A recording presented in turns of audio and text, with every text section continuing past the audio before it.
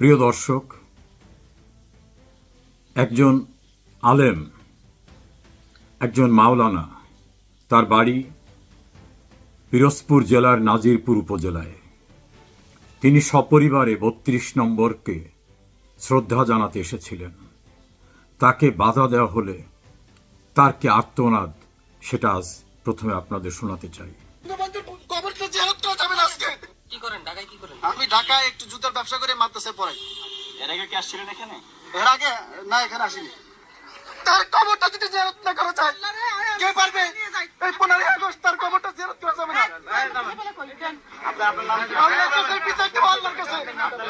আমার নাম মাওলানা ওলিউল্লাহ। আমি আসছি বরিশাল পিরোজপুর থেকে। আমি জিয়ারতের উদ্দেশ্যে আসছি।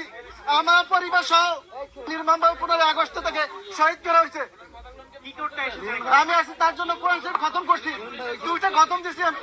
2টা খতম দিছি আমি, আর স্ত্রী আমার 3 সন্তান সহ আসছি আমি। এখানে জানেন না এখানে বাধা দেওয়া বা বাধা আছে বা এখানে এলে সমস্যা কেন বাধা হবে এটা আমরা জানি নাকি? সারা বছর তো এখানে সব ঢুকে একজন মানুষ মারা গেছে, তার কবর জিয়ারত করলে এখন কি ক্ষতি হবে? তার কবর না, কবর তার পরিবারের সবাই তো এখানে নির্মমভাবে শহীদ হয়েছে এই 15 আগস্টে।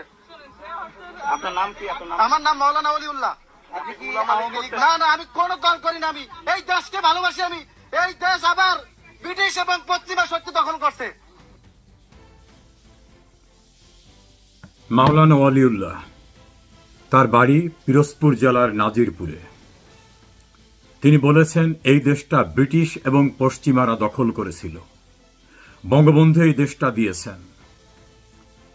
কি অন্যায় যে তার বাড়িতে এসে যারা শহীদ হয়েছে তাদের উদ্দেশ্যে জিয়ারত করতে পারব না।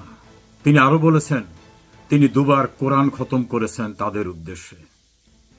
মাওলানা ওয়ালিউল্লাহকে ঢুকতে দেওয়া হয়নি। অপর একজন রিকশা চালক, তিনি বলছেন, আমার অনেক পরিশ্রমে রিকশা চালানোর টাকা থেকে আমি 400 টাকা দিয়ে ফুল কিনে নিয়ে আসছি। আমি কোনো দল করি না, আমি বঙ্গবন্ধুকে শ্রদ্ধা জানাতে এসেছি।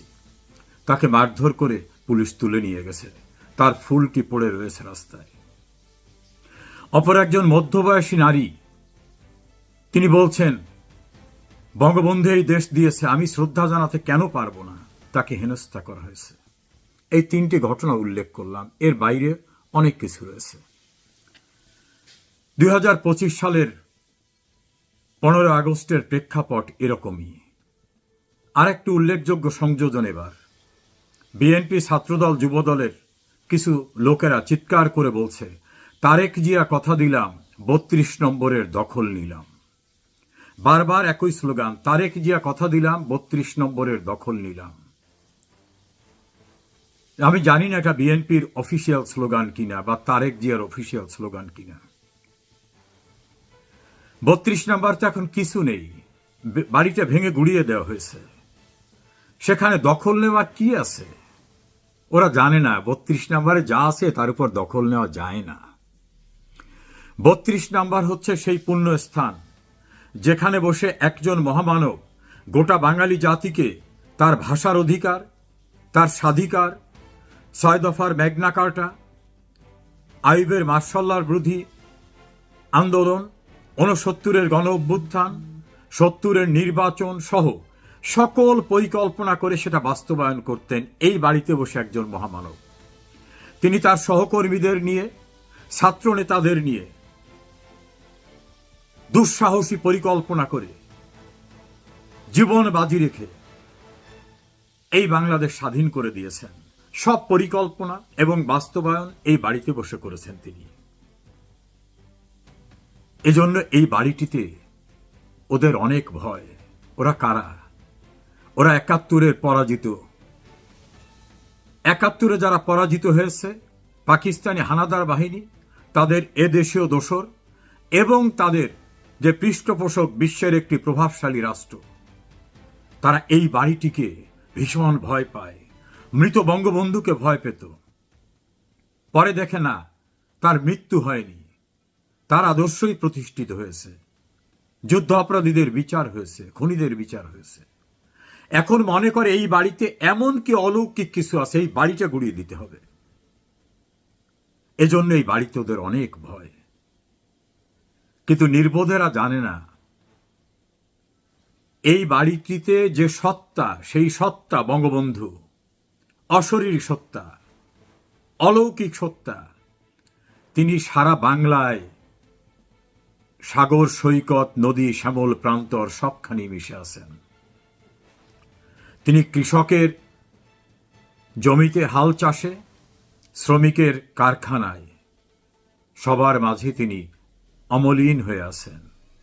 কোটি কোটি মানুষের প্রাণের ভিতরে, হৃদয়ের ভিতরে তার বসবাস। আর সেই জায়গাটা দখল করতে না পারলে 5 কাঠার একটি জায়গা দখল করে কি বঙ্গবন্ধুকে দখল করা যায়? বঙ্গবন্ধু একটা মানুষ নয়, তিনি একটি বিস্ময়, তিনি একটি আদর্শ। শুধু একজন মানুষ মরে গেছেন তাহলে তো সব শেষ হয়ে যেত। তিনি একটি আদর্শ, তিনি একটি দর্শন, তিনি একটি বিশ্বাস, তিনি একটি ভালোবাসা। তিনি পরাধীনতার শৃঙ্খল ভাঙতে একটা পাথেয়। এই মানুষ অবিনাশী।